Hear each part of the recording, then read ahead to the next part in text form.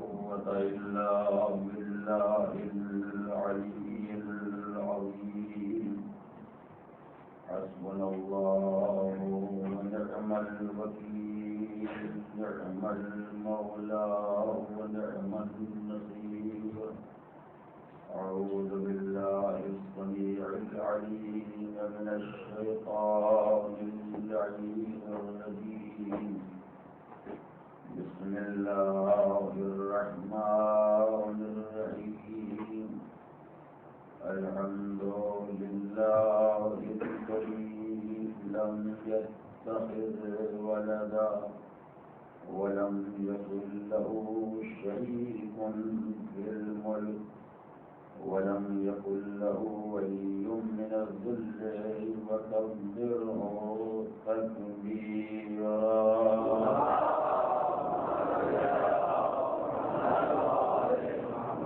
والصلاة والسلام والتحية والإكرام على الرسول النبي الأمي الذي أرسله بالحق بشيرا ونذيرا وداعيا إلى الله بإذنه وسراجا منيرا سيدنا ومولانا أبي القاسم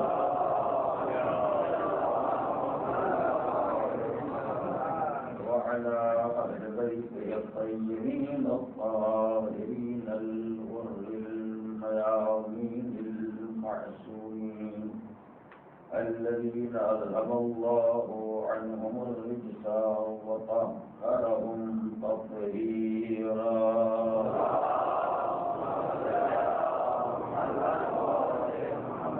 أما بعد فقد قال الله العظيم في كتابه الكريم بسم الله الرحمن الرحيم ألف لام ميم ذلك الكتاب لا ريب فيه هدى للمتقين الذين يؤمنون بالغيب ويقيمون الصلاة ومما رزقناهم ينفقون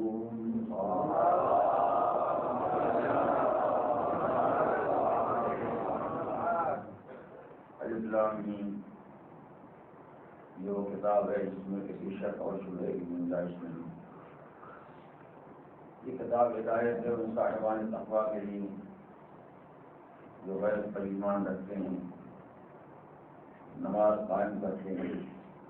اور ہمارے دیے ہوئے رزق میں سے ہماری راہ میں انفاق کرتے ہیں. روز شہادت مولا کائنات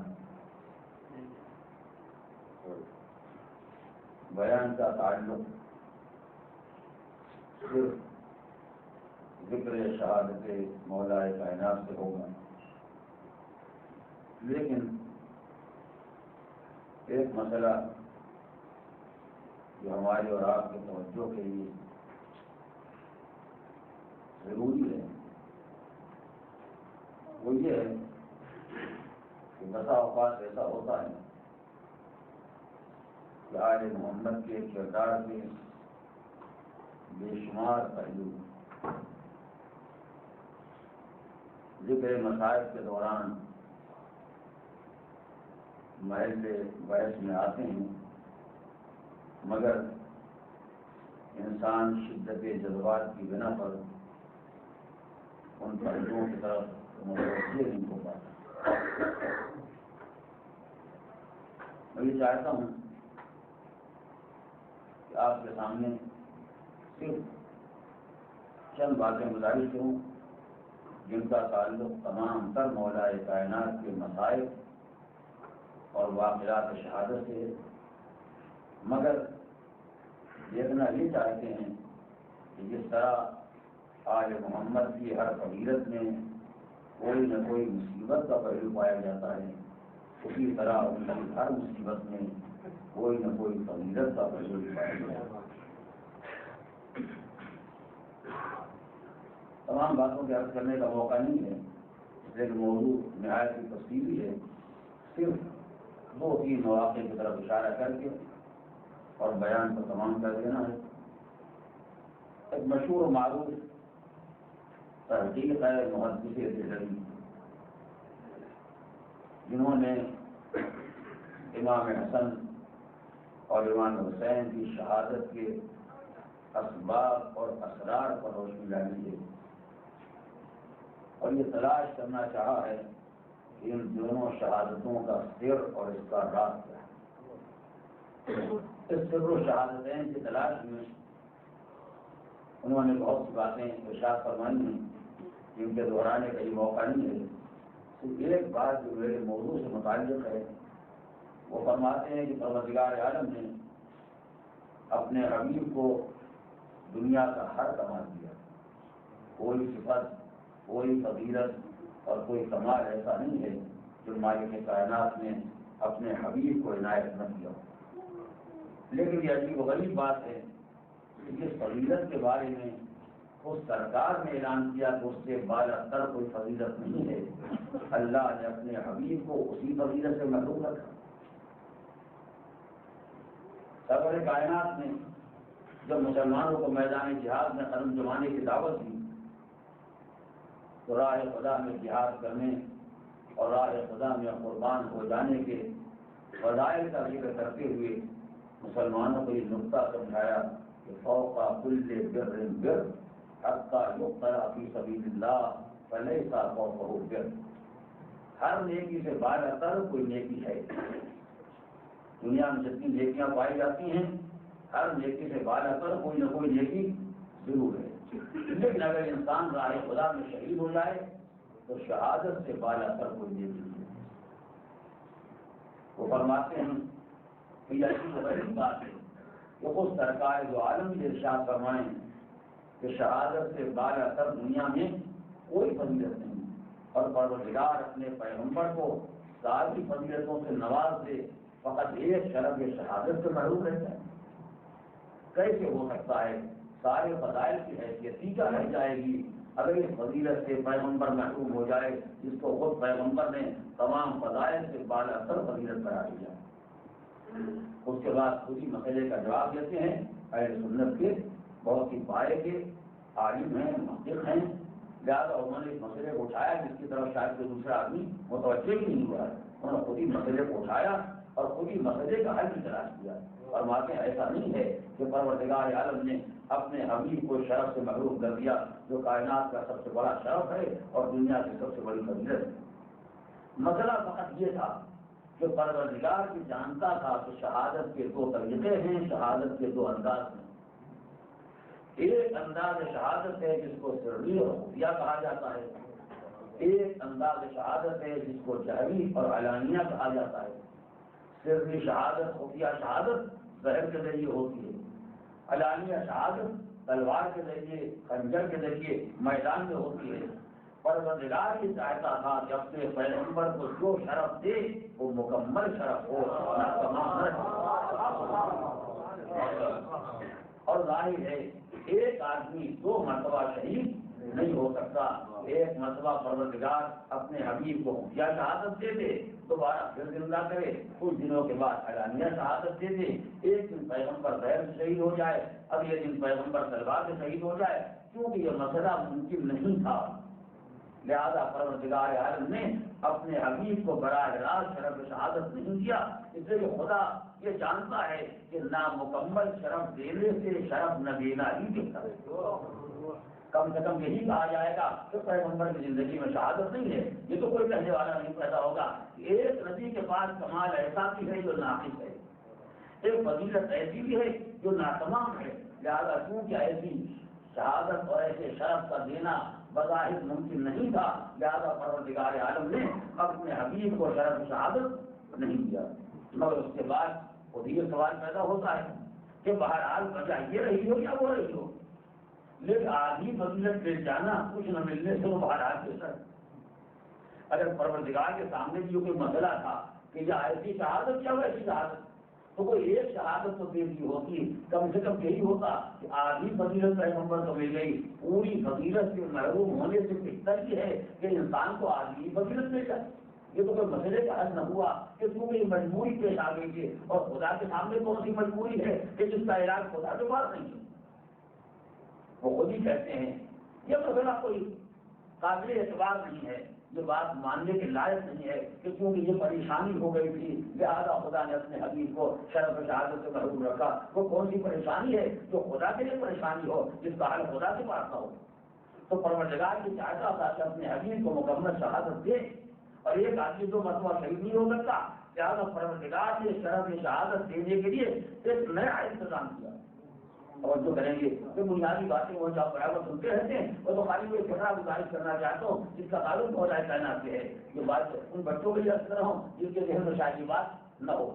پروردگار عالم نے اپنے حبیب کو شرف شہادت دینے کا ایک نیا انتظام کیا،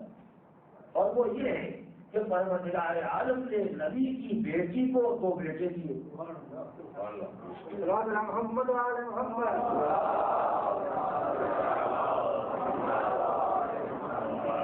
پہلے مرحلے پر مالک نے نبی کی بیٹی کو دو بیٹے دیے، اس کے بعد ان بیٹوں کو مباہلے کے میدان میں بلا کے نبی کا بیٹا بنایا تاکہ یہ زہرا کے بیٹے نہ رہ جائیں، اب نہ آنا اب نہ تو اپنے اولاد کو لاؤ، ہم اپنے بچوں کو لاتے ہیں۔ جب مباہلے کے میدان میں جا کے ایک مرحلے کو طے کیا، اب آج سے یہ زہرا کے بیٹے نہیں ہیں، آج سے یہ پیغمبر کے بیٹے ہیں، لیکن بیٹا بہرحال باپ سے الگ ہوتا ہے۔ جب نبی کی زبان سے اعلان کرایا الحسن منی حسین منی، حسن مجھ سے ہے حسین مجھ سے ہے، ان کو نبی کا الگ وجود میں بنایا بلکہ نبی کا ٹکڑا بنا دیا۔ نبی کے ایک ٹکڑے کا نام ہے حسن اور نبی کے دوسرے ٹکڑے کا نام ہے حسین۔ وہ وجود پیغمبر کو حصوں میں تقسیم ہو گیا۔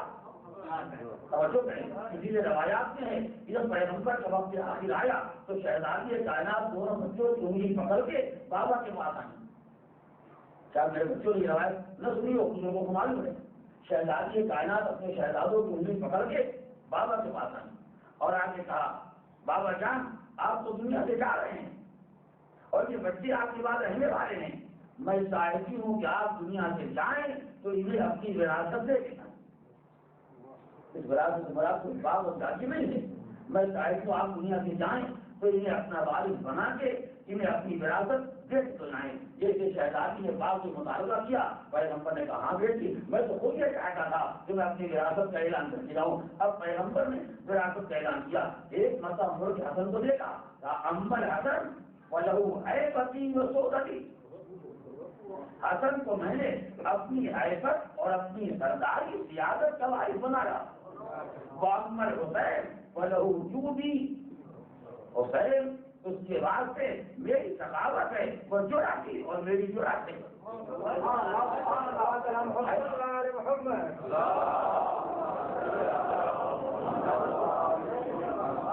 تو پیغمبر نے حسن کو اپنی حیبت و سیادت کا وارث بنایا اور حسین کو اپنی جرات اور ثقافت کا وارث بنایا۔ اس طرح حضور نے کہا اگر میری حیبت کو دیکھنا ہے تو حسن کو دیکھنا، اگر میری شان سیادت کو دیکھنا ہے تو حسن کو دیکھنا، اگر میرے جود و کرم کو دیکھنا ہے تو حسین کو دیکھنا، اگر میری جرات کو دیکھنا ہے تو حسین کو دیکھنا۔ میں نہ سمجھا کہ حضور نے یہ تقسیم کیوں کی ہے۔ اب بات آ گئی ہے تو سب جملے پیغام کو گزارش ہو شاید بہت سے حضرات کے سامنے یہ رخ نہ ہو۔ یہ حضور نے اپنے کمالات کو دو حصوں بانٹ کے ایک حصہ ان کے حوالے کر دیا، ایک حصہ ان کے حوالے کر دیا، جو راتوں کی عادت جو راتوں صحابت حسین کے لیے توجہ کریں اور حیبت و سیادت حسن کے لیے۔ یہ عجیب تقسیم ہے اور شاید اسی لیے پیغمبر نے تقسیم کی ہے کہ ان معصومین کی زندگی میں جن نقطوں کو نہیں پہچانا جاتا نبی چاہتے چاہتے پہچانوا کے جائیں۔ حسین میدان لے کے تلوار میں آئے تو ان کی حیبت کو سب نے دیکھ لیا، نہیں توجہ چاہو۔ جب حسین کو میدان میں جہاد کر کے دیکھا تو حیبت حسین سارے لشکری عظیم نے پہچان لی، مگر چونکہ حسن نے سلو کر لی تو سب نے سلو میں کمزوری کا خواب دیکھنا شروع کیا، بزدلی کا خواب دیکھنا شروع کیا، یعنی گویا کے دنیا میں تین غریب کہیں ہوتے ہیں کہ مجبور ہو کے سلو کرنے پر آمادہ ہو گئے۔ دنیا میدان میں حیبت دیکھ رہی تھی اور لوگوں میں کمزوری دیکھنا چاہتی تھی، پیغمبر نے خبردار نے سوچا میں نے حسن کو اپنی حیبت کا وارث بنایا ہے، جس لوگ کو تم کمزوری کہنا چاہتے ہو اسی کو میں حیبت کہنا چاہتا ہوں۔ اگر پورے حسن کمزوری بن جائے گی تو میری ہدایت کیا دوسروں کا کیا حل ہوگا؟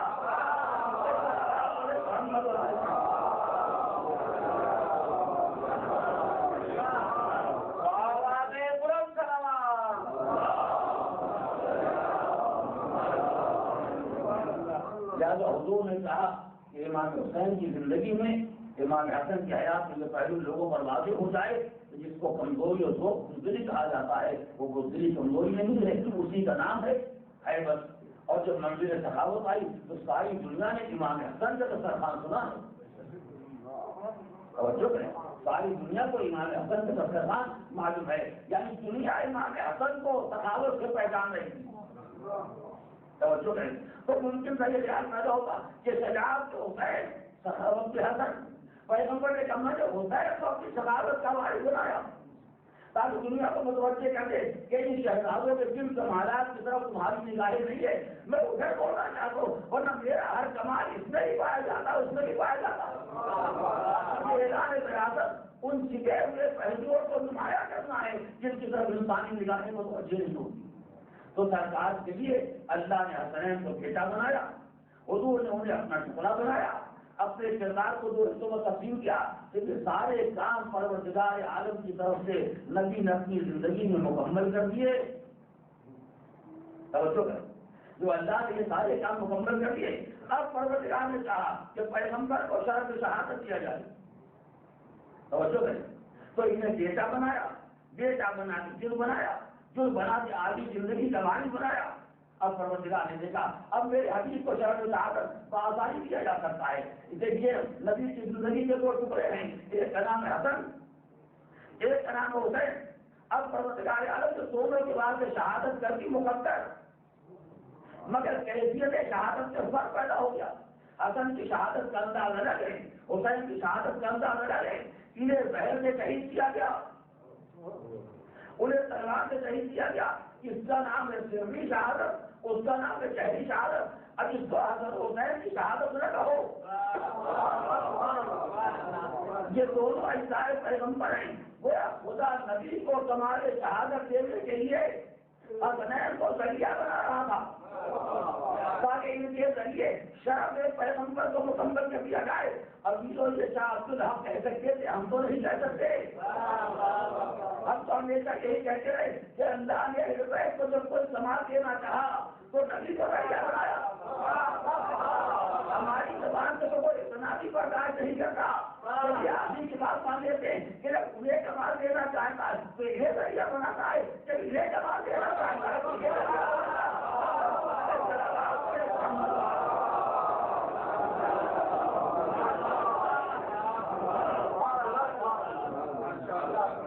یہ تو وہ تحقیق ہے جو بارہ آپ نے یقیناً سنی ہوگی، اس بعض پہلو سے ان کی وضاحت کے لیے میں نے اس جملے کو دہرایا، لیکن جو فقہ گزارش کرنا چاہتا ہوں تو پروردگار یہ جانتا تھا ایک شہادت زہر سے ہے، ایک شہادت تلوار سے ہے،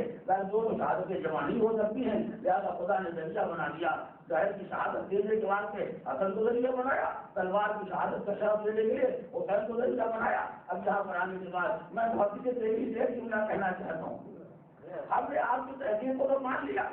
کہ خدا نے نبی کو مکمل شرف دینا چاہا تو زہر کے لیے حسن کو ذریعہ بنایا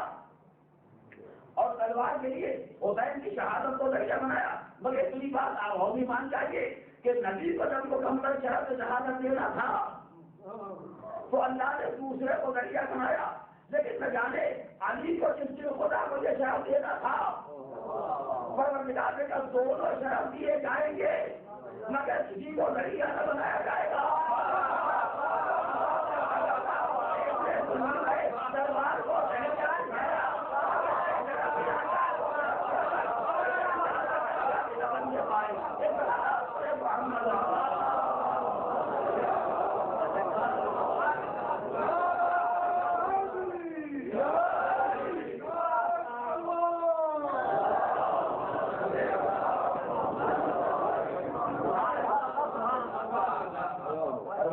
عالم نے مولا کائنات کو مکمل شرف حاصل کیا.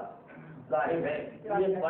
بڑا مصیبت کا پہلو ہے کہ ابن ملجم خود کہتا ہے کہ اس زہر کا کون علاج کر سکتا ہے. میں نے تلوار کو اس زہر میں بجھایا ہے. اگر یہ زہر سارے اہل کوفہ پر تقسیم کر دیا جاتا تو ایک انسان زندہ نہیں رہ سکتا.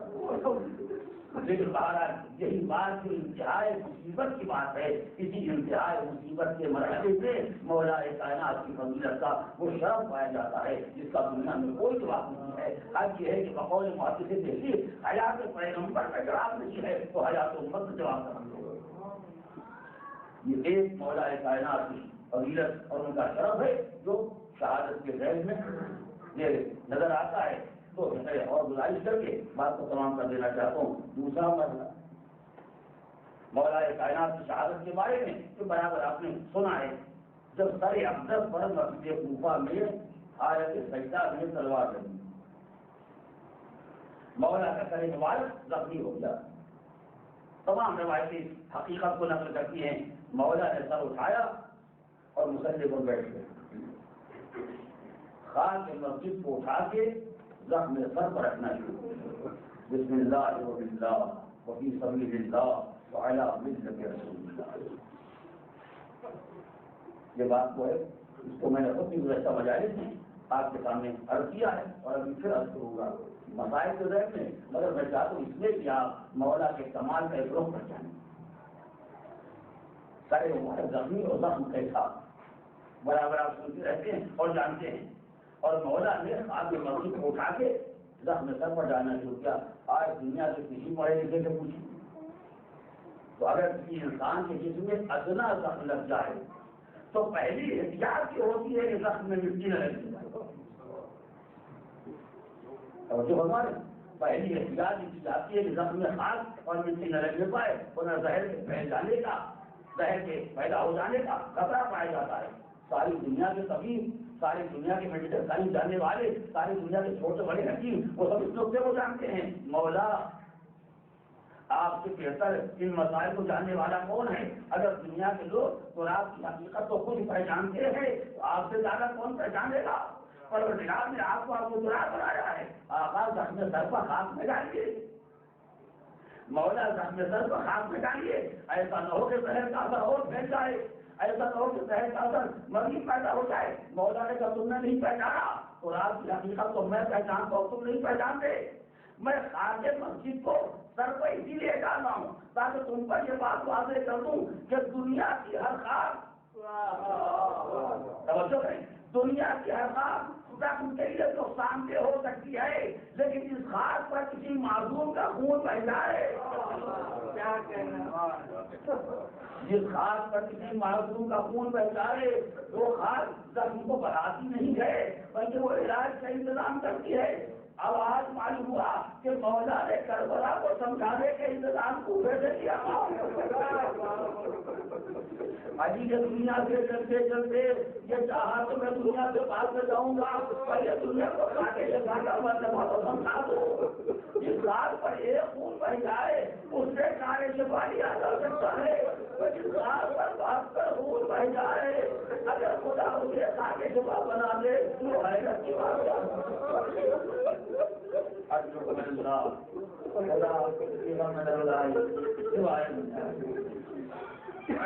یہ دوسرا مسئلہ تھا, محمد کے کردار کا دوسرا کمال تھا جو مسائل کے ذہن میں ان حقائق کو مولا نے مسائل کی چھاؤں میں دنیا کو سمجھایا. ایک آخری بات بہت ہے لیکن ایک آخری بات شاید میرے بچوں کے واسطے قابل توجہ, اور وہ یہ ہے کہ کیا وجہ ہے کہ معصومین میں دو ہی ایسے تھے جو تلوار سے شہید ہوئے. سب کو رہ گیا جتنے معصومین میں ائمہ طاہرین جو دنیا سے گئے سب کو زہر دیا گیا. فقط دو تھے تلوار سے شہید کیا گیا, ایک مسجد کوفہ کا شہید اور یہ میدان کربلا کا شہید. یہ دو معصومین دنیا سے گئے تو تلوار کے ذریعے, باقی جو چلے گئے وہ سب ظاہر کے ذریعے. توجہ فرمائیں گے, میں بل نجیب وہی بات کرنا چاہتا ہوں مسائل شریعت کی روشنی میں اس مسئلے کی اہمیت کو پہچانے. تو سارے معصومین سارے ائمہ گئے ظاہر کے ذریعے, دو امام کے جو شہید کیے گئے تلوار کے ذریعے, اور دونوں کی شہادت سجدے میں ہوئی. امام حسین کا سر کٹا وہ سجدے میں، مولا کائنات کا سر زخمی ہوا وہ سجدے میں۔ اب آپ معصومین کی تاریخ کو نکالنے جائیں، سب کو دیا گیا زہر، دو پر آزمائی گئی تلوار، اور تلوار کو آزمانے کے لیے وقت منتخب کیا گیا وہ سجدے کا۔ کیوں؟ ایک بات انشاءاللہ آپ کو مسئلہ واضح ہو جائے گا۔ آئیے مسائل شریعت کی روشنی میں اس حقیقت کو پتا جائے۔ نمازی جب تک حالت قیام میں رہتا ہے اس کا ہاتھ آزاد رہتا ہے۔ ابھی جو آپ کو مسائل جانتے ہیں وہ سب سے چھوٹے کو پہچانے، لیکن شدت مسائل میں صرف فضیلت علی کا اعلان ہو رہا ہے، صرف فضیلت حسین کا اعلان ہو رہا ہے۔ نمازی جب تک قیام کی حالت میں رہتا ہے اس کا ہاتھ آزاد۔ اگر کوئی دوسرا آدمی ہاتھ بڑھائے یہ نہایت آسانی سے اس کے ہاتھ کو روک سکتا ہے، اسے شریعت کے ہاتھوں پر کوئی پابندی نہیں لگائی۔ جب آدمی رکوع کی حالت میں گیا تو رکوع میں کہا بہتر یہ ہے کہ آپ کے ہاتھ گھٹنے پر رکھے جائیں، لیکن اگر گھٹنے سے آپ اٹھ جائیں تو رکوع میں کوئی فرق نہیں پیدا ہوگا۔ اگر کسی کا ہاتھ گھٹنے پر نہ ہو، گھٹنے سے اٹھا کے لیے کسی ضرورت ہے مثلاً، تو اس کے رکوع میں کوئی اثر نہیں پیدا ہوگا۔ تو قیام میں ہاتھ بالکل آزاد، رکوع میں ہاتھ اگر سے گھٹنے پر ہیں مگر آزاد، لیکن سجدے میں انسان کیا تو سجدہ تو سات آدھا پر ہوگا، سجدہ تو سات آدھا پر ہوگا۔ پیشانی بھی پابند، دونوں ہتھیلیاں بھی پابند، دونوں گھٹنے بھی پابند، دونوں پیروں کے انگوٹھے بھی پابند۔ ان میں ایک ٹوٹ جائے تو سجدہ نامکمل ہو جائے۔ اب جو آپ نے پہچان میں کیا گزارش کرو، یعنی سجدے میں جانے کے بعد انسان کے ساتوں آدھا ہو کے پابند، نہ رکوع میں پابند تھے نہ قیام میں پابند تھے۔ اب آپ پہچانیے جن کو زہر دیا گیا، زہر دینا تو خود اس بات کی علامت تھی کہ زہر دینے والا کمزور ہے۔ توجہ ہے، یہ مقتول کی حیبت کا اعلان ہے، یہ شہید کی عظمت کا اعلان ہے کہ جو زہر کے ذریعے سے شہید کیا جائے، یعنی ظالم پہ اتنی ہمت نہیں ہے کہ خود کے قتل کرنے کے لیے میدان میں آ جائے۔ تو جتنے زہر سے گئے وہ تو اپنی حیبت سمجھا کے گئے، وہ اپنی عظمت سمجھا کے گئے، وہ اپنے قاتل اور ظالم کی کمزوری کا اعلان کرنے گئے۔ دو پر تلوار چل گئی تھی، اگر یہ تلوار قیام میں چل گئی ہوتی تو ظالم کو کہنے کا موقع ملتا تھا کہ ہماری طاقت زیادہ ہے۔ اگر یہ تلوار رکوع میں چل گئی ہوتی تو ظالم کو سوچنے کا موقع ملتا تھا کہ ہمارے وار کا کوئی توڑ نہ ہو سکا، کوئی جواب نہ ہو سکا، مگر ظالم خوب جانتا ہے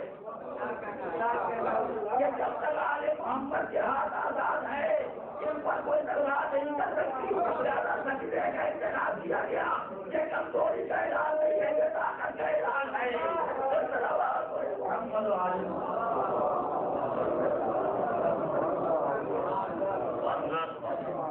محمد تاریخ اہل بیت اس حقیقت کا اعلان ہے کہ جو طاقت اہل بیت کے پاس ہے وہ دنیا میں کسی تقسیم کے پاس نہیں ہے، جو طاقت آل محمد کے پاس ہے وہ دنیا کے کسی شاگرد کے پاس نہیں ہے۔ دنیا والوں نے خود اپنی کمزوری کا اعلان کیا ہے، اپنی کمزوری کا اعتراف کیا ہے، اور ظاہر ہے اسی لیے اللہ کے نیک بندوں نے سجدے میں سر کٹایا اور بڑے فخر کے ساتھ کہا۔ اب ہمیں کوئی پریشانی نہیں ہے، اس لیے دنیا یہ دیکھ رہی ہے کہ ہماری حیبت کا عالم کیا ہے، دنیا یہ دیکھ رہی ہے کہ ہماری جلالت اور ہماری عظمت کا عالم کیا ہے، اور ظاہر ہے کہ بہترین وقت واقعہ سر کٹانے کا سجدے پروردگار ہے۔ اس لیے کہ انسان جب مصلی پر کھڑا ہوا، جب انسان مصلی پر آیا تو پہلی نیت قربتاً اللہ، بندہ خدا سے قریب ہو رہا ہے، قرب الہی کی منزلیں طے ہو رہی ہیں، یہاں تک کہ رکوع میں گیا کچھ اور قریب ہو گیا، سجدے میں گیا اور قریب ہو گیا۔ قرب خدا کی آخری منزل کا نام ہے سجدہ، کہ جس کے آگے جانے کا کوئی امکان نہیں ہے۔ جو بندہ اس آخری مرحلے پر پہنچ گیا کہ جس کے بعد کوئی قرب خدا کا مرحلہ باقی نہیں رہ گیا، جس کے بعد کوئی قرب خدا کی منزل نہیں باقی رہ گئی، اب آواز دیتا ہے خدایا میں تو تیری بارگاہ میں حاضر ہو گیا، خدایا میں تیری بارگاہ میں آ گیا، اب اس بارگاہ میں آنے کے بعد سر واپس لے جانے کو جی نہیں چاہتا، اس بارگاہ میں آنے کے بعد اگر تک تیری راہ میں نظر ہوتا ہے تو اس سے بڑا شرف میرے واسطہ ہو سکتا ہے، لہذا ہمیشہ سجدے میں سر دے دینے کو آل محمد نے اپنا شرف سمجھا، اپنے واسطے عزت و کرامت قرار دیا۔ اسی لیے جب عابد بیمار کے سامنے مصائب کربلا کا ذکر آیا اور پوچھنے والے نے پوچھ لیا مولا سب سے زیادہ مصائب کہاں گزرے،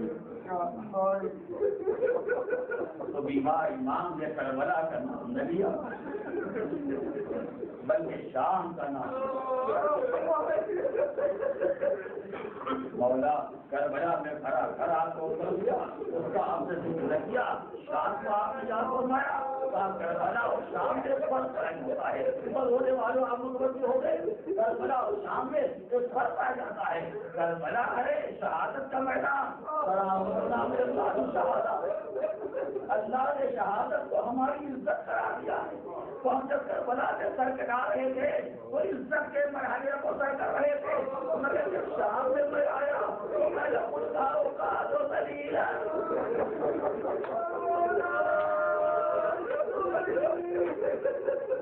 تو دلیل ہے ہمیں زمین کے بڑی مشرت کے ساتھ لایا گیا، بیمار کے دل پر جاننے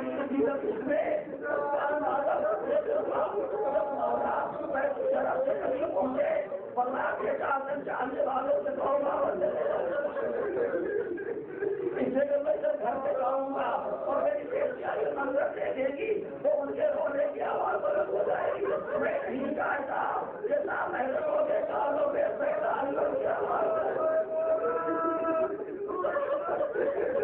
اللہ پوچھے جانی کا یہ اہتمام جتنا میں کی آواز سن رہا ہے اور شاہ سے آپ کے بیمار قابل سارا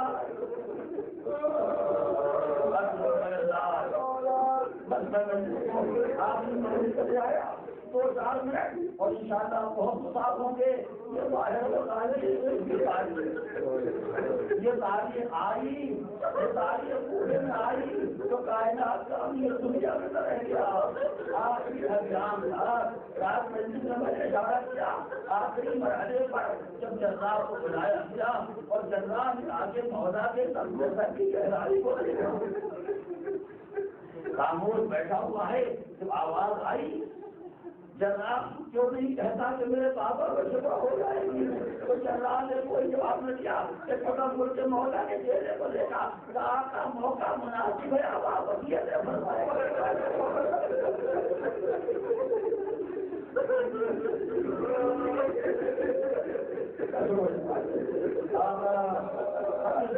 کوئی علاج نہیں ہو سکتا، مناسب ایک آپ وصیت فرمائے، سارے بچے خاندان کے افراد مولا کی نگاہ کے سامنے ہیں، ہو گیا یہ زیادہ پہلی بات کو مظاہر کرو مولا، جب آپ کی وصیت کرنے کا وقت آیا تو حسن موجود ہے، آپ نے وصیت کر دی، حسین موجود ہے، وصیت کر دی، بیٹے موجود ہے، بیٹیاں موجود ہیں، یہ مولا یہ پورا ہے، یہ وقت آخر وصیت سننے والے پہلو میں بیٹھے ہوئے ہیں، مگر ہائے کربلا حسین کو وصیت بھی کرنا ہے تو خیمے میں جا کر بیمار کو وصیت کرنا وصیتوں کا سلسلہ شروع ہوا، محل بلاغہ میں مولا کی وصیتوں کا سلسلہ موجود ہے، کبھی یتیموں کے بارے میں، کبھی افسائے کے بارے میں، کبھی لوگوں کے حقوق کے بارے میں، کبھی نماز روزے کے بارے میں، کبھی قرآن اتارنے کے بارے میں، جب ساری وصیتیں تمام ہو گئی، سارا تذکرہ ختم ہو گیا اور فتح فرمایا بیٹا حسن، اس کے بعد اس گھر کے والد کو بیٹا اس پورے گھرانے کے ذمہ دار تم ہو، میں جا رہا ہوں، اب یہ گھر تمہارے حوالے ہے، یہ کہہ کے آواز زینب آواز کے بعد گھر کا ذمہ دار میرا گھر کا ذمہ دار میرا محمد عربیہ میں نے آنگن کے حوالے کیا، ایک ایک بچے کو مولا نے جواب امن کے حوالے کیا، جب وصیت کر کے کام ہوئے تو ایک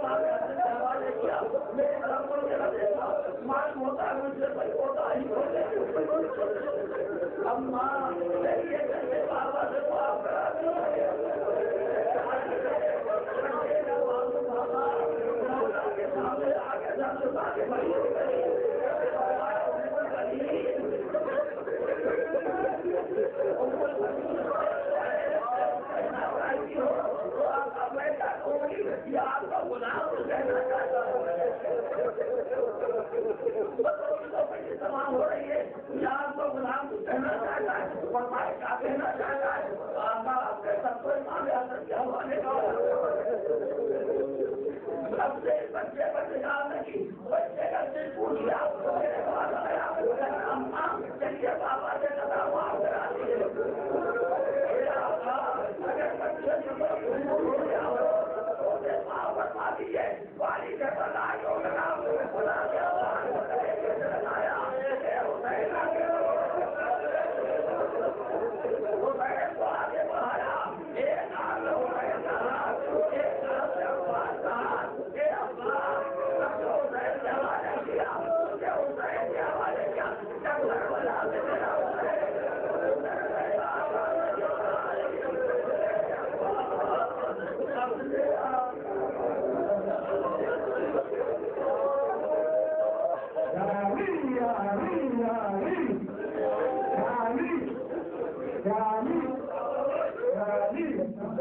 Yeah.